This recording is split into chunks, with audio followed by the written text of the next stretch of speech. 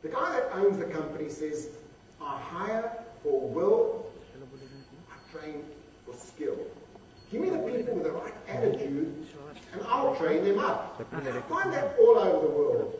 Another great leader that hires great people is a company I work with in Dubai.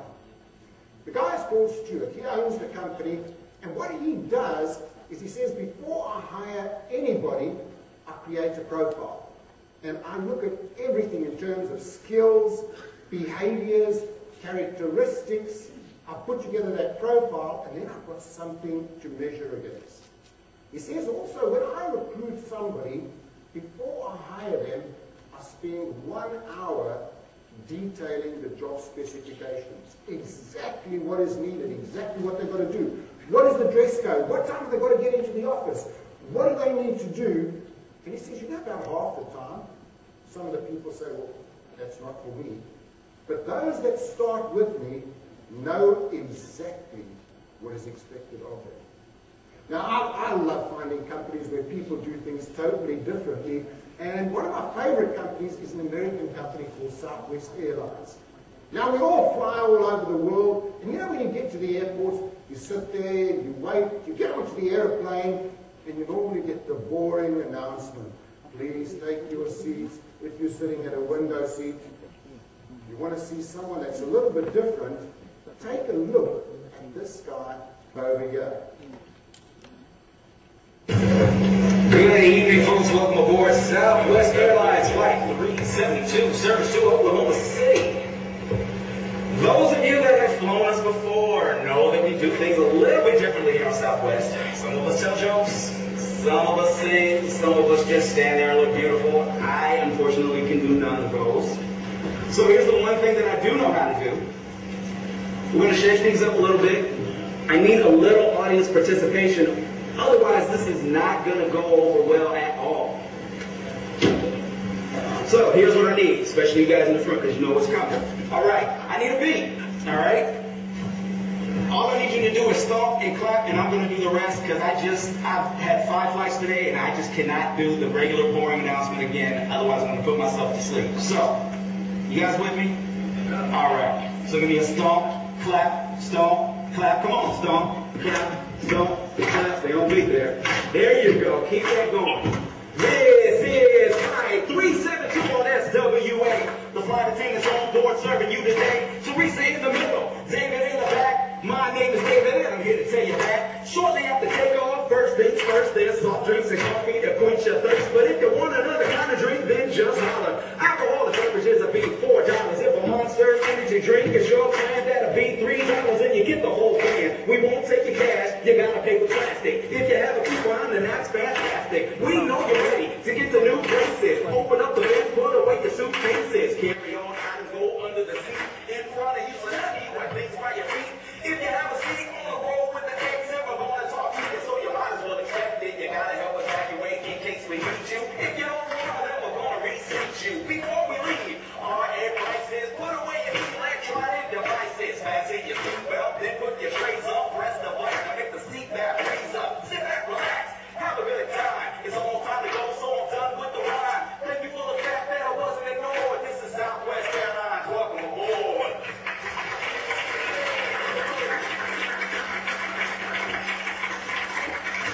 How many of us would like to have an employee like that working for us? Isn't that great? That's where it all starts, getting the right kind of people. The next point really is setting the standards. And I'm fortunate enough to work with a lot of sports teams. Every great sports team sets the standards. At 5 o'clock in the morning, you've got to be in the water, you've got to be practicing. If you don't abide by those standards, you're not on a team. We've got to set those standards. And combined with that is the third point, which is really the hygiene factors. If somebody joins us, what is the office like? What is the atmosphere like? What kind of atmosphere do we create for the people? You know, how do we get that balance between motivation and hard work? It's all about those office factors. Now, one of the greatest places where I saw this, I spent half my life living in hotels. Most hotels that I go into, you go in and I'll stand for 10 minutes before somebody will look up and serve me. Dubai, one of my favorite cities in the world. I go there 3 or 4 times a year. And a couple of years ago, I said to my wife, we're going to go there on holiday. So I phoned a friend of mine. I said, book me into the Jumeirah Beach Hotel. He says, no. You're not going to the Jumeirah Beach Hotel. Go to Le Royal Meridian. He says, that's where you're going to see people where they set standards, where they create the right kind of hygiene factors. Just go and see what it's all about. So I say, okay. And I book, but I book on a bed and breakfast basis only. I hate hotel food. I said to my wife, every night we'll take $100. There's so many great restaurants in Dubai. We'll go to a different restaurant every night. Well, we arrive at the hotel, and as we walk in, we welcome so warmly. Mr. Furness, Mrs. Furness, come and sit in the lounge, some orange juice. And we start to feel good. Young lady says to me, I see that you've booked on a bed and breakfast basis only. We have 8 restaurants in the hotel. They are all fantastic. Because it's your first time at this hotel, any evening meal at any restaurant, free. Now, I want to tell you there's not many words that motivate me, but free, I love that word. I said to my wife, this is great, free food. Within 2 hours, everybody knew our names. I don't know how they did that. We'd walk past the chambermaid, they'd say, morning, Mrs. Furness. My wife said, what's going on? This is scary. How do they know my name? That evening, we go down to the Italian restaurant. I said to the waiter, what's the steakhouse like? He says, oh, the steakhouse, the steak just melts in your mouth. I said to my wife, that's it. We're not moving out of this hotel. Every night, we're going to go to a different restaurant, because it's free. And then, the $100 that we were going to spend, we'll spend on all kinds of other gifts and presents in the hotel. Next morning, I go down to the swimming pool, and I'm a mad South African. I talk to everybody. There's a guy sitting next to me. I said, you know how lucky I am? I booked on bed and breakfast. All my evening meals free. What do you think of that? He says, me too. And I just realized what a great strategy it was. Under-promising, over-delivering. We went down to the swimming pool. Normally I pay $5 for a bottle of water. Free water. You know, at the end of it, I wanted to find out what kind of person created this incredible atmosphere with the right standards, the right kind of people. A young lady that had taken over the hotel 2 years before. That hotel was at the bottom of the Meridian group. When we went there, #1 in the world. Right now, every year, she wins all of the prizes. And I want to share with you her winning strategy. This is what she said to me. The first thing is, treat everybody as if they are the most special person in the world. That's not only the customers coming in, but our internal customers, the people that actually work for me. How do you make people feel special? My employees, how do I make them feel special? Somebody comes into the hotel, how do I give them the greatest attention? Somebody phones in, how quickly is that phone answered? The next thing she said, you know what? People love it when you remember names. So everybody goes on a course to remember names. Now, I don't know about you, but I'm not too good at remembering names. Anyone else here not good at remembering names? My worst experience ever. I was going to go and see one of the top people at IBM, and his name was Eustace Harris. And I'm sitting in reception, and I said to myself, please don't call him Eustace Harris. And the brain is a funny thing, isn't it? I walked in there, I said, hi Eustace, how are you doing? And then I had a brain drain. I kept calling him Useless the whole time. But I didn't get that sale, but remembering names, so important. The third one, she says, you know what, we don't have customer service training. Everybody talks about customer service. We have quality awareness. Our hotel is all about quality. Everybody's got to be aware of quality. The next thing she says, you know what, I'm the leader of this place. I'm the human resource manager. I'm running this hotel. My job is how do I create a fun focus on everyday things? I've got all of my staff coming in. How do I make it fun for them? How do I create that balance between hard work and fun? That's my job. There's the biggest thing that she said. Customer first, task second. All of my staff are taught, somebody comes in here, you drop what you're doing, you make eye contact, you smile, you get your attitude right, and everybody in the hotel does that. Customer first, task second. This is a great, great idea for every organization. She started a thing called the buddy system. Everybody that joins the hotel is assigned a buddy for the first 3 months. You know, I go into a lot of companies, somebody joins the company, they give them a little bit of training for a day or two, and then they're left alone. And this poor person just, everyone's too busy to talk to them. Over here, everybody is assigned a buddy. A new waiter joins, they have a waiter buddy. A new one at the front desk joins, they're assigned a buddy. She says it's cut down on management time. The buddies feel fantastic, and it really, really works well. Every day she has some team building for the staff. She has 800 members of staff. Every day you'll see 50 members of staff on a beach, playing soccer, volleyball. She says, I've got to create that fun atmosphere.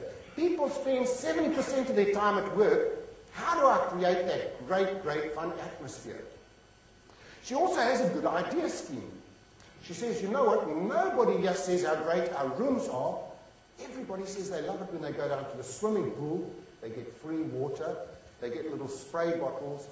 That idea came from a swimming pool cleaner. Employee of the Year goes to London or Paris.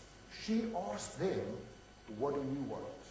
And of course, my favorite thing is once a year, they have the Meridian Oscars. It's like the biggest night of the year, the Oscar Awards.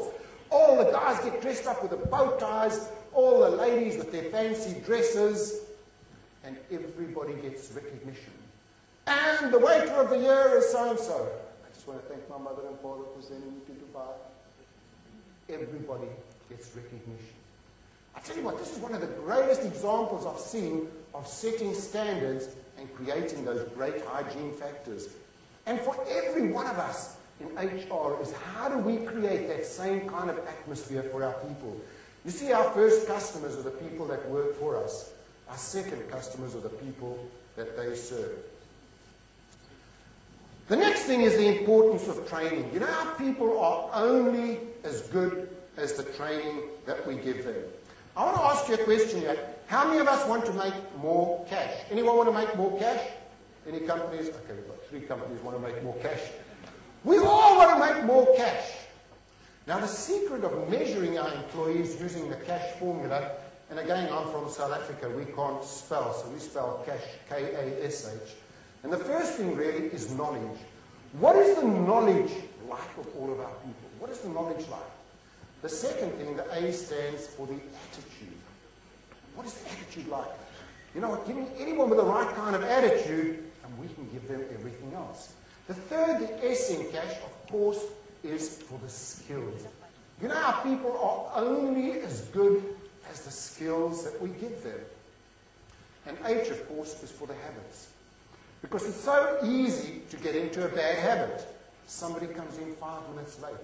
Soon, it becomes a habit. They come in 10 minutes late.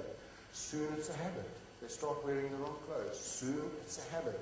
So, great measurement for all of our people. Knowledge, attitude, the skills, and then, of course, the habits. Then we've got to be aware of style, because we've got to treat each of our people differently. Everybody that works for us likes to be rewarded in different ways, likes to be recognized in different ways. And I want to find out a little bit more about each and every one of you in the audience. So this is a little test that I'm going to do. They spent millions on research, and I want to test everybody in the audience. I want you to choose one of these over here. Which one would you say represents your personality? Don't get too deep and think about it. Just say, which one is my personality?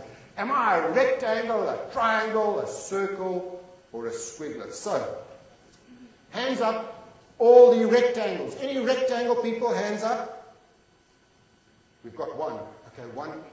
One rectangle in the whole audience. 2, 3. Thank goodness. What about triangles? Any triangles? Okay, quite a few triangles. Circles. How many circles? How many? Oh, isn't that lovely? And, squigglers. How many squigglers? They spent millions on research. This is what they found out. Our rectangle people, these, there was 3 of them in the audience, by the way, these are the super intelligent.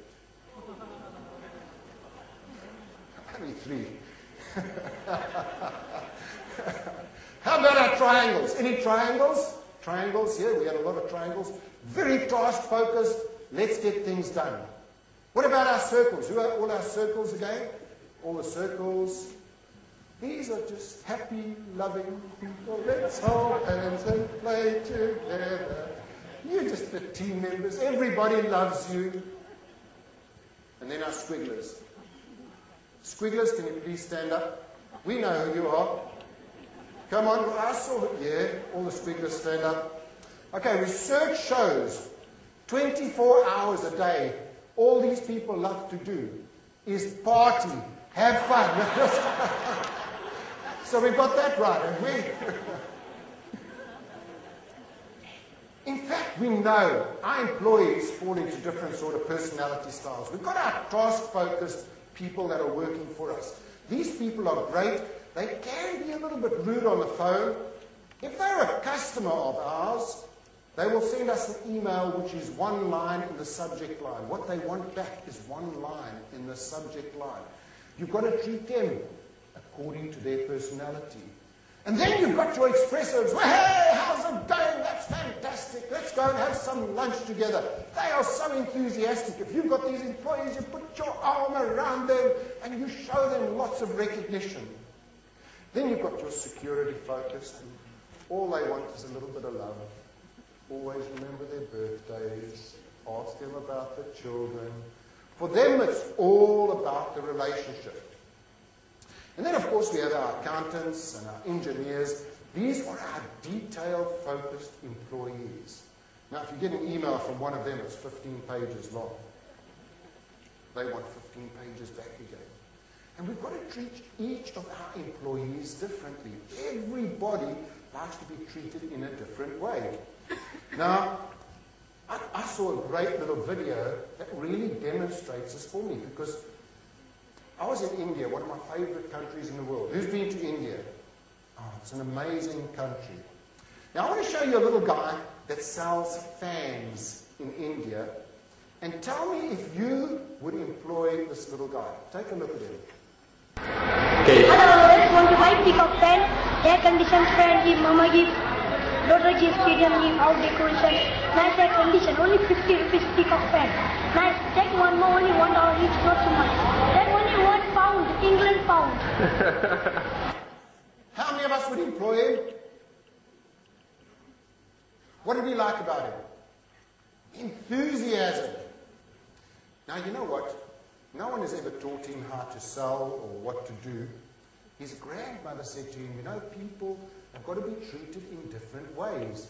They come from different countries around the world. They speak different languages. They have different body language. You can't treat them all the same way. 7-year-old young boy, watch how he changes. Italian, German, Arabic, Can you show me? Which language? French. Oh. Sila hindi po, sila sa pagkupi, truly. Sila hindi po, sila ay niro. Truly sila sa pagkupi. Sa pagkupi sila, hindi po. Truly, right? Okay, yeah. After Italian. Hasta bello, paone, sono 50 rupi a uno, sto bonito paone. Poi un unico barato, mira te che sto uno paone, 50 rupi. Sta bello. After German, Frida wunderbar. Vom Sisupian, schön schön, wunderbar. Vom Sisupian, €1. After Arabic, dalat house kar di kuban acha, ada khamsin, ada chan bagat dalat niya khamsin. After Irani, maba kadi house ₹5, ada tiri satu $5, ada $5. After Russian, Paulin Maulin, Pishat Ruby, others Kiraska Punargi, the Pishat Ruby, the Sirius Pishat, the Krosha Pishat Ruby. After Japanese, Kujakuno, mini Natakai. Isn't he amazing? 18 languages! Did you notice how he changed his body language when he was speaking to the Arabs, much more aggressively, Japanese, much more gentle? And isn't that the way we've got to treat all of our employees? We've got to treat them all differently. There's a 7-year-old guy who's learned the secret already. 7 years old. The next thing, the 6th point really, is all about coaching and mentoring. And every great team has great coaches. When I work with the British Olympic team, when I work with any of these top sports people, no matter how good they are, they have a great coach that is on the side that is mentoring them. And a little formula that they use is a formula called CRC. Commend, recommend, and commend. And this is a great thing to do with any of our employees. When we've got them, we're doing a one-on-one with them, if we're doing any reviews, bring them in, commend them on something good that they've done. And then instead of hitting them on the head, rather recommend. What I'd recommend to be even better at the job is do this. And then finish again on commending. It works so well with sports teams, it works so well with business teams. And then it's all about motivation, recognition, and reward. How do we reward our top people? How do we recognize all of our top people? People thrive on recognition and reward. And a lot of the times, what we do is we have some of the people working for us, and some of them, you know, we give them a little bit of recognition. Some of them we give medium recognition, and some we give stacks and stacks of recognition.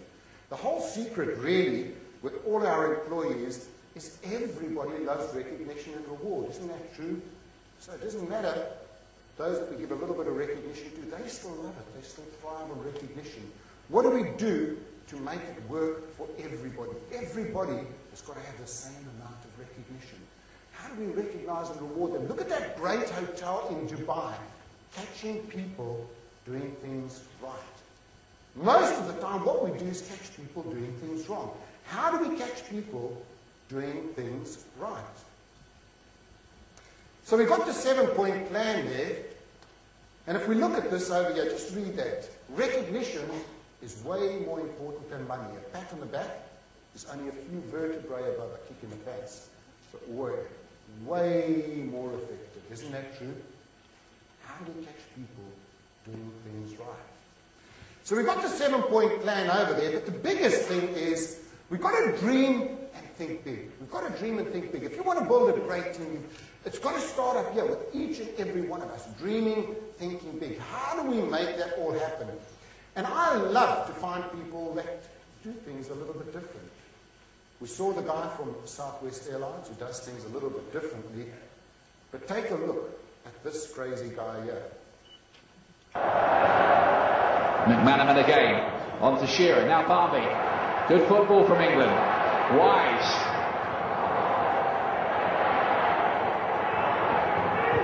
Redknapp. Goodness me, have you ever seen anything like that in your life from a goalkeeper? That is quite the most remarkable piece of goalkeeping I have ever seen. From the master of the unpredictable. Do you know where he comes from? Colombia. You know what they do when they get things wrong there? They explain things nicely. Did he believe he could do it? Absolutely. I guarantee he practiced that 1,000 times. He was physically prepared, he was mentally prepared, but he was also waiting for that one great opportunity. You see, what he saw that nobody else saw was as soon as the ball was kicked, the flag went up for offsides, and he knew he wouldn't be shot if he missed that ball. For all of our employees, are they aware? Are they physically fit? Are they mentally fit? When they come in there, are they waiting for that one great opportunity? And finally, one of the greatest teams I ever met, again, was in India. I love going to India. And the last time I was there, I was staying in a great hotel, the Taj Mahal Hotel. Oh, what an amazing hotel. When you talk about employee engagement, it was all there. And then I wanted to go for a little tour. Across the road, they have the gateway to India. So I thought, I'm going to go for a tour there. I'm going to find a tour guide. I walked down there. 2 little girls ran up to me. One's 5, one's 8. Hello, mister, where are you from? I said, I'm from England. They said, oh, Buckingham Palace, Manchester United. Manchester United. Can we give you a tour? He said, okay. I said, okay, give me a tour. 5 and 8 years old, for the next 10 minutes, they gave me the best tour that I've ever had. They knew times, they knew dates, they knew places. At the end of it, I pulled out 10 rupees and I gave it to the eldest girl. She said, please, mister, don't give us money. My papa, he drinks, he hits us, and he takes our money away. I'm a big softy. I said, girls, what can I buy you? Please, mister, we're so hungry. Please, buy us some powdered milk. I said, okay, girls, where do we go? I followed them through the alleyways, and we came to a street vendor. And they ran up to the street vendor. He gave them each a big tin of powdered milk. And off they ran. He turns to me, and he says, that will be 600 rupees.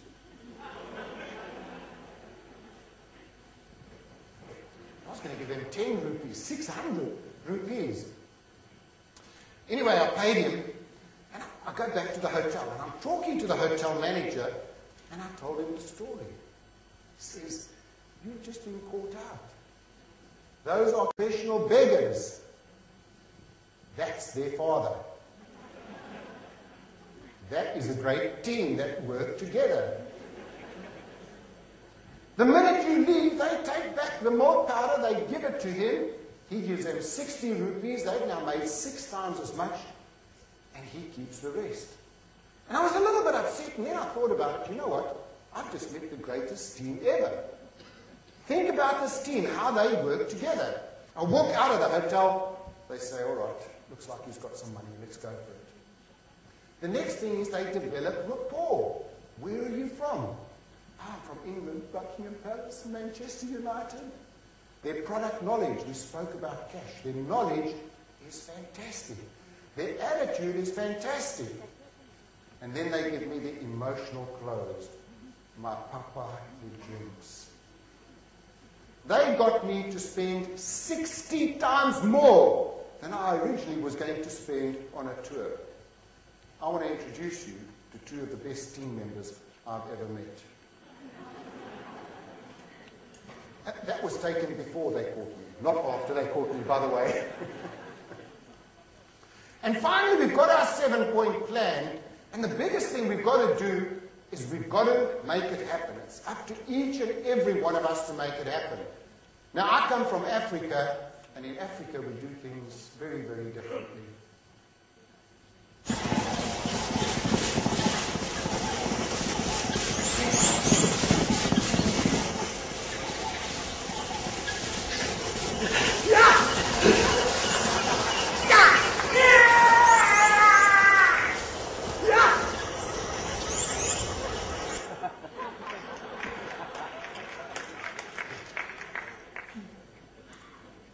Right, we've got about 3 minutes left before our next session starts. So we've got 3 minutes for questions. Any questions? I love it when there's no questions.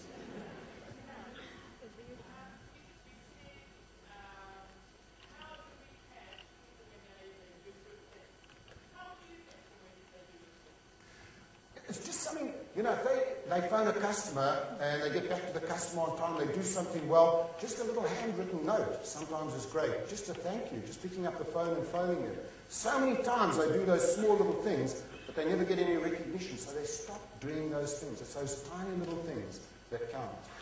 as I say, a little handwritten note, just the small little things, just to thank you, bringing them into the office, a cup of coffee. Thank you so much for doing that. People doing things right. Any other questions? No, thank goodness. Okay, well, I hope you've enjoyed the session. 7-point plan. By the way, come and grab my business card a little bit later. If you want to get my HR newsletter, give me your business cards. And there's a great session on technology, I believe, at about 10:30. If I was you, I'd go to that. Thanks for your time. Enjoy the rest of the conference. Thank you. Thank you, Frank. I would now like to invite Mr. Liao to present a memento as a token of appreciation for Frank's session.